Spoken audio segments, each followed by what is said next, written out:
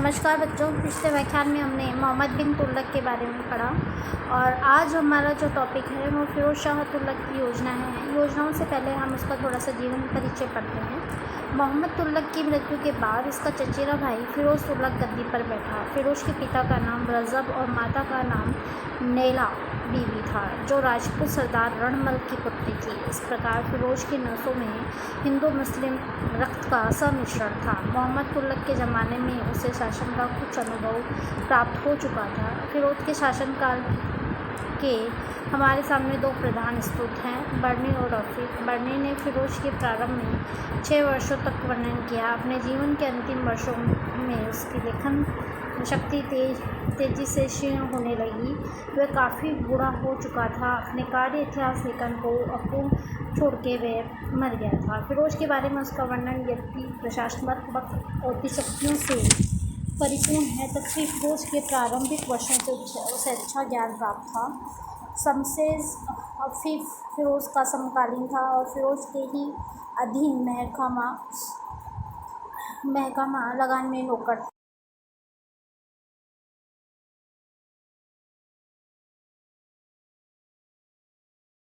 युक्ति का दोष है, तथापि उसने छोटी छोटी घटनाओं का वर्णन भी कहा है, जिनके आधार पर फिरोज़कालीन शासन का हमें बहुत कुछ ज्ञान प्राप्त होता है।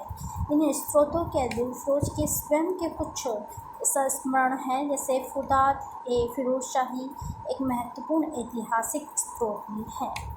फिर हम यहाँ देखते हैं कि फिरोज़ शाह का जो राज्यारोहण है वो 23 मार्च 1351 ईस्वी में हुआ। उस समय वह ठट्टा के निकट शाही शिविर में था, जहाँ सुल्तान मोहम्मद तुगलक की मृत्यु से सेनानियों और सैनिकों में निराशा व्याप्त थी और तगी के विरुद्ध अभियान में सहायता के लिए एकत्रित वैतनिक मंगोल सैनिक भी उत्पात मचाने तथा शाही शिविर को लूटने लगे। बर्नी के अनुसार मोहम्मद तुगलक अपनी मृत्यु से कुछ वर्ष पूर्व ही 3 विश्वासपात्र व्यक्तियों को चुन चुका था, जिनका सम्मान उसने अपने सभी मालिकों, अमीरों और सहायकों की अपेक्षा कहीं और अधिक बढ़ा दिया। इनमें से पहला मलिक कबूल खिलजी था, जिसका निधन मोहम्मद के जीवन काल में हो गया। दूसरा ख्वाजा अहमद अय्याज था, जो वजीर था और मोहम्मद तुगलक की मृत्यु के समय लगभग 84 वर्ष का वृद्ध हो चुका था। और तीसरा उसका भाई फिरोज़ था, जिसे मोहम्मद ने अपना उत्तराधिकारी नियुक्त किया। बर्नी के अनुसार मोहम्मद तुगलक की बीमारी में फिरोज़ ने उसकी बहुत सेवा शुश्रूषा की। राजधानी से बहुत दूर ठट्टा के निकट शाही शिविर में मोहम्मद तुगलक की 20 मार्च 1351 ईस्वी में मृत्यु हो जाने के बाद सभी उपस्थित अमीर, मालिकों और विशिष्ट व्यक्तियों ने फिरोज़ को सुल्तान पद पर आरूढ़ किया। मोहम्मद के उत्तराधिकारियों के निर्वाचन के लिए जो सभा हुई, उसमें शेख नसरुद्दीन अवधी, चिराग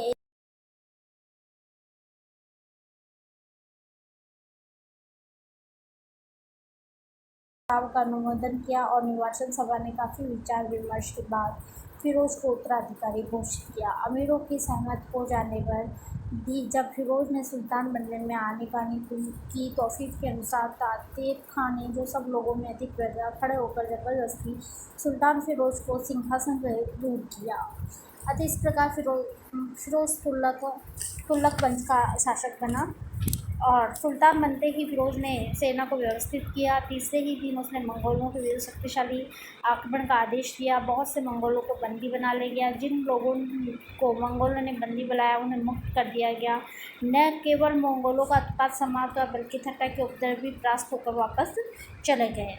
तो हम यहाँ पे देखते हैं कि फिरोज़ तुगलक ने सिंहासन दूर होते हुए अपनी वास्तविकता का परिचय दिया। और फिरोज़ तुगलक जब शासक बना, उस समय कुछ परेशानियाँ थी और एक मेन परेशानी, ये कठिनाइयों का जो उसमें के समय था, वो ये था कि उसका खजाना, मोहम्मद बिन तुगलक ने पूरा खजाना लुटा दिया था।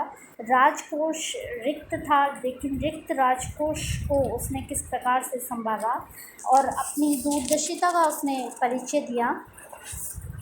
तो उसमें फिरोज़ ने अपनी दृढ़ता, शांतिप्रियता से समस्त कठिनाइयों पर उसने विजय प्राप्त की। फिरोज़ तुगलक ने प्रजा की आर्थिक बेचैनी दूर करने, राजकोष की स्थिति सुधारने, कृषि, व्यापार आदि को सम्मुख करने के लिए राजस्व और ग्रामीण कृषि व्यवस्था के सुधार की दिशा में महत्वपूर्ण कदम उठाए। सुल्तान ने कर नीति में जो परिवर्तन किए, और सुल्तान फिरोज के राज्यारोहण के समय भूमि कर के अतिरिक्त और भी अनेक कर प्रचलित है। करों की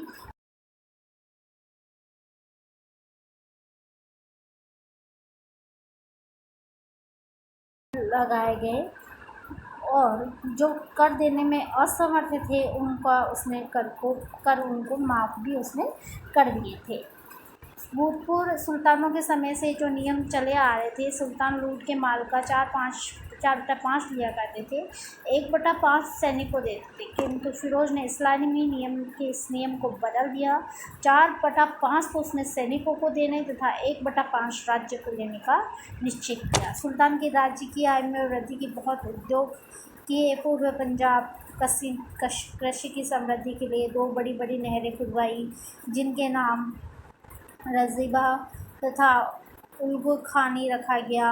यहाँ इन नहरों की संख्या 4 बताई। इन नहरों से लगभग जो सिंचाई की व्यवस्था थी वो उत्तम थी। नहरों से लगभग 160 मील लंबे क्षेत्र की सिंचाई होने लगी। नहरों के आसपास किसानों की नई बस्तियां बस गई। इसके फलस्वरूप खेती की उपज बढ़ गई, जिसके परिणामस्वरूप राज्य की आय में वृद्धि हुई। सुल्तान ने किसानों को प्रोत्साहित किया, अच्छी किस्म की फसलें उगाई। उलमा वर्ग के परामर्श से सिंचाई का वसूल किया जाने लगा। खेतों की उपज का 10% होता था। सुल्तान ने 36 कारखाने स्थापित किए, जिसमें अनेक प्रकार का सामान तैयार होता था। अधिकांश सामान सरकारी उपयोग में आता था। तत्व अतिरिक्त सामान की बिक्री से सरकार की कुछ आय भी होती थी। सुल्तान ने छोटे मूल्य के सिक्के भी काफ़ी मात्रा में ढलवाए, इनमें से कुछ की आय भी प्राप्त होने लगी। इस प्रकार फिरोज तुगलक ने बहुत सारी व्यवस्थाओं को उसने सुधारा। इतिहासकार मॉरलन ने अपने ग्रंथ मुस्लिम भारत की ग्रामीण व्यवस्था में तुगलककालीन ग्रामीण व्यवस्था, राजस्व और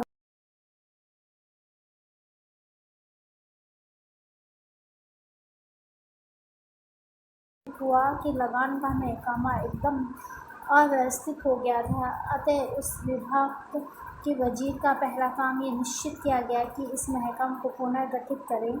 दोआब अर्थात नदी प्रदेश लगभग उजड़ चुका था, अतः इसकी दिशा में सुधार। इस बात से कोई मतलब नहीं था कि जनजीवन कैसा चल रहा था, लगान के नियम और रोक नियम क्या थे। उनका मतलब तो इस बात से था कि वे कम से कम समय में अधिकाधिक लाभ अर्जित करें। मॉरल तत्कालीन लगान दर संबंध में चलाता है, अतः उन्हें लोगों को हाँ में हाँ मिलाने का कोई कारण नहीं दिखता। इस प्रकार उसने सभी दृष्टि से सुधार किया। फिरोज शाह तुगलक ने जो मोहम्मद बिन तुगलक की योजनाओं में कमी थी, उन कमियों को फिरोज शाह तुगलक ने दूर किया। फिरोज की गृह नीति एक शासक के रूप में भी अच्छी थी। वह तलवार और आतंक के शासन के स्थान पर क्षमा और सहनशीलता का शासन स्थापित करना चाहता था। गद्दी पर बैठते ही फिरोज ने तलवार और आतंक के स्थान पर क्षमा, उदारता और सहनशीलता का शासन स्थापित करने का निश्चय किया। उसने शहर फिरोज़ाबाद के सामने दरबार के महल में बड़े गुंबद में पहले तो ये अंकित कराया कि पिछले सुल्तान निम्नलिखित छंद को अपना पथ प्रदर्शक मानते थे। यदि तू अपने राज्य को स्थायी रखना चाहता है तो तलवार को विश्राम नहीं देना चाहिए। फिर इसके नीचे सुल्तान ने यह लिखवाया कि पिछले सुल्तान इसके अनुसार आचरण करते हुए इस बात पर ध्यान नहीं देते कि राज्य का स्थायी रहना ईश्वर की इच्छा पर निर्भर है। वे ये नहीं जानते कि बेचारी माता कितने कष्टों से बालक को जन्म देती है, 9 माह तक गर्भ के कष्ट झेलती है, 2.5 वर्ष दूध पिलाती है और जन्म दे।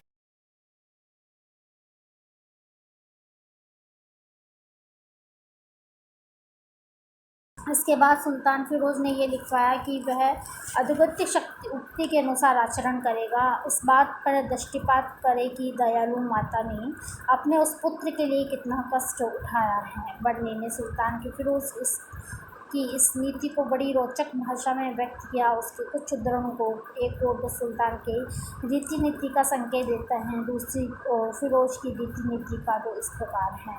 संसार की ये प्रथा हो गई तथा नियम बन गया कि सुल्तानों के परिवर्तन पर रक्तपात होता है, वंशों और खानदानों का विनाश हो जाता है। जब तक प्राचीन वंशों का विनाश नहीं हो सकता तब तक नए वंश स्थापित नहीं होते। ये बात निश्चित समझी जाती है कि भूतपूर्व भाषा के सहायक और विश्वास पात्र, नए भाषा सहायक और विश्वास पात्र नहीं बन पाते। विजयी व्यक्ति जब तक पूर्ववर्ती भाषा के सभी हितैषियों, विश्वास पात्रों, संबंधियों तथा सहायकों की जिस प्रकार और जिस उपाय से संभव हो हत्या नहीं कर लेता, तब तक अपने आप को बादशाह नहीं समझता। जब सुल्तान शमशुद्दीन इल्तुतमिश दिल्ली के राजसिंहासन पर आरूढ़ हुआ तो जब तक उसने काजी सादिक, काजी अमाद, काजी हुसाम और काजी निजाम की जो सकसुल आइन अंग्रेजी की भागनी और अनेक गोरी अमीरों की, जिन्हें सुल्तान मुहम्मद मोहम्मद द्वारा हिंदुस्तान में औपचारिकता प्राप्त की। इसी प्रकार सुल्तान शमशुद्दीन की मृत्यु के उपरांत सुल्तान शमशुद्दीन के पुत्रों के 30 वर्षीय राज्यकाल में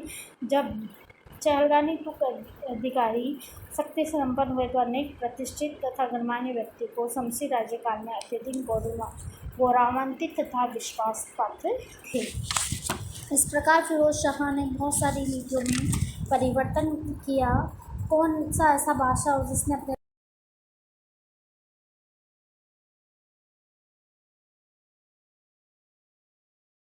राज्य करना संभव हो सका। इसके विरुद्ध समय तथा युग बादशाह अब्दुल मुज़फ़्फ़र फिरोज शाह ईश्वर और उसके राज्य तथा शासन को सर्वदा विद्यमान रखे, जो प्राचीन तथा वर्तमान बादशाहों में अद्भुत थे।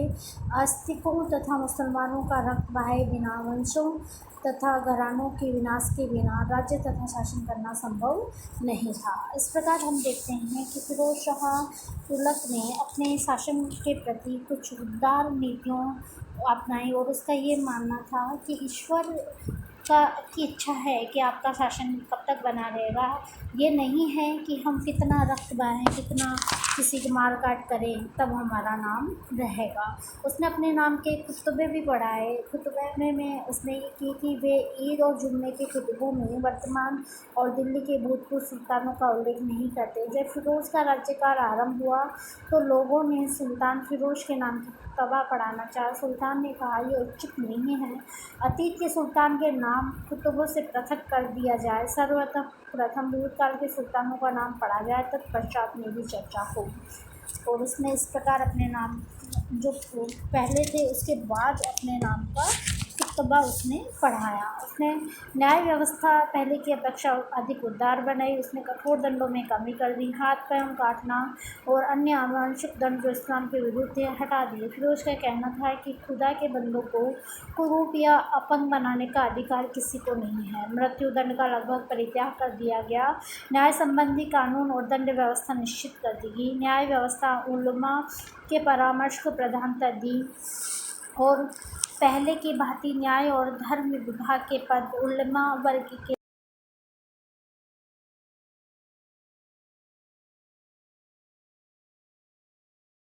उदारता दिखाने से फिरोज की लोकप्रियता में वृद्धि हुई। यदि कोई उसकी सवारी सुल्तान फिरोज के प्रस्थान के समय उसे कोई प्रार्थना पत्र देता तो वह उसी स्थान पर अपने घोड़े की लगाम को खींच देता और अपने निकट बुलाकर उसका पूरा हाल सुनता। तत्पश्चात कहता है, हे दुखी, मैंने पिछले सुल्तान के प्रार्थना अनुसार दोनों के कष्ट निवारने के लिए इतने दीवान नियुक्त कर रखे हैं, तुमने उससे प्रार्थना क्यों नहीं की? यदि वे कहता, मैंने उनसे अनेकों बार प्रार्थना की किंतु टाल मटोल देखकर राज सिंहासन के सामने निवेदन करना पड़ा, तो सुल्तान उन दीवानों अधिकारियों को अपने समक्ष बुलाता, उनके प्रति अत्यधिक कठोरता प्रदर्शित करता, प्रार्थिक की आवश्यकता की पूर्ति कर देता। यद्यपि वे दीवानी रियासत अधिकारियों की शिकायत न करता तो सुल्तान प्रार्थिक की शिकायत निवारण करके पश्चात ही आगे बढ़ता। इस प्रकार उसकी दयालुता और उदारता का हमें यहाँ परिचय मिलता है। उसने अपनी सैन्य व्यवस्था में सुधार किया। कम खर्चे में किस प्रकार अपनी सैन्य व्यवस्था को उसने सुदृढ़ किया। मुद्रा प्रणाली में उसने सुधार प्रोत्साहन किया। कहा जाता है कि उसकी शासन व्यवस्था में एक कमी थी, वो थी दास प्रथा। फिरोज ने दास प्रथा को इतना अधिक प्रोत्साहन दिया कि वह साम्राज्य के लिए बहुत हानिकारक सिद्ध हुई। एक तरह से ये काम सफ़ेदपोश बेरोजगार मुसलमानों के भरण पोषण की व्यवस्था करना था कि कहीं उनको कोई काम नहीं मिल रहा है तो वो उनको दास बना लेता था। और उसके समय कहा जाता है कि ऐसे कैसे करते करते उसके समय 1,80,000 तक दासों की संख्या बढ़ गई थी। जब सुल्तान ने देखा कि संभव है कि वह सबको काम ना दे सके तो उसने अपने अमीरों मालिकों भी अधिकाधिक दास रखने के लिए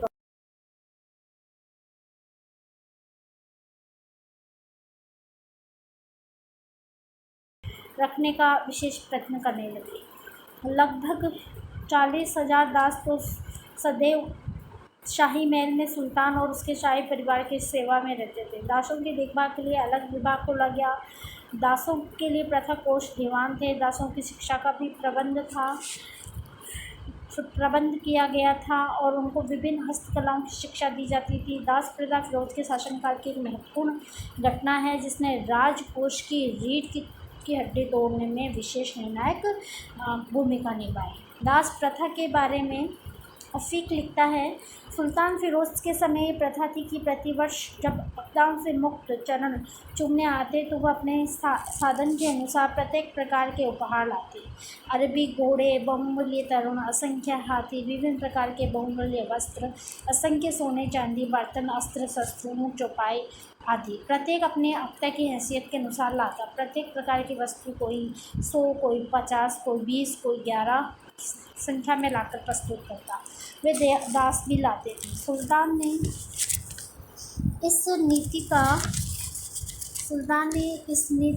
इस प्रकार का आदेश दिया कि अक्ताओं के मुक्त जितना उपहार आए उसका मूल्यांकन किया जाए, उसमें से महसूल मुजरा कर दिया जाए। सुल्तान फिरोज शाह ने अपार उपहार नियम बनाया। भूतपूर्व सुल्तान के समय ये प्रथा नहीं थी। जो मुक्ति अपनी अक्ता से आता था वह कुछ न कुछ से हो सकता था भूतपूर्व सुल्तान की सेवा में प्रस्तुत कर देता था। वह उपहार वसूल में मुजरा नहीं होता था। फिरोज शाह ने अपने राज्यकाल में ये आदेश दिया, मुक्ताओं को व्यय बहुत अधिक होता है, उन्हें उपहार से क्षमा कर दिया जाए और कष्ट न दिया जाए। उसने आदेश दिया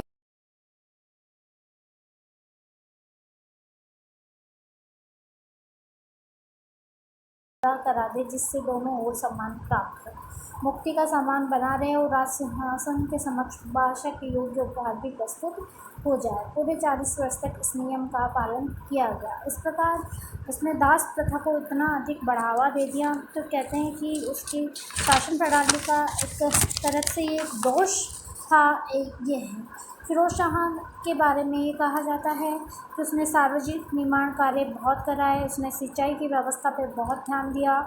उसने तालाबों का निर्माण करवाया, अनेक मस्जिदों, महलों, सरायों का निर्माण किया, टूटी इमारतों को मरम्मत कराई, नहरें बनवाई, सड़कें बनवाई तथा 1200 नए बाग लगवाए। शिल्पकला की प्राचीन वस्तुओं की सुरक्षा में फिरोज ने बहुत रुचि ली।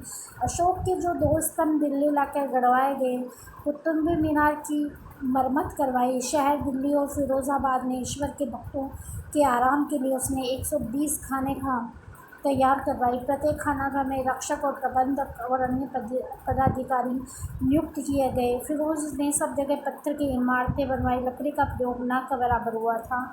केवल दरवाज़ों के तख्ते पर लकड़ी का लगाए जाते थे। उस समय मलिक, गाजी, शाहना, मीर, इमारत, भवन निर्माण संबंधी कार्य की देखरेख करने वाला मुख्य अधिकारी था। इस प्रकार पत्थर तराशने वाले, लकड़ी तराशने वाले, बढ़इया, आरा चराने वाले, चूना पकाने वाले आदि इसमें से प्रत्येक कौम पर एक शाहना नियुक्त हुआ। इस प्रकार इमारत खाना किसी अन्य बादशाह के राज्यकाल में नहीं था।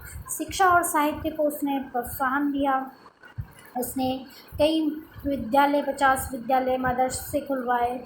उनकी और अध्यापकों को अच्छा वेतन दिया गया। उनकी शिक्षा प्रबंध अच्छा कर दिया गया। बच्चों को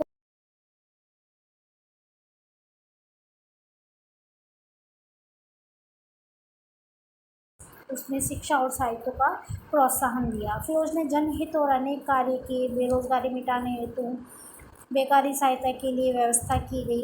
अधिकारियों को आदेश दिया कि समय समय पर बेरोजगारों की जांच पड़ताल करें।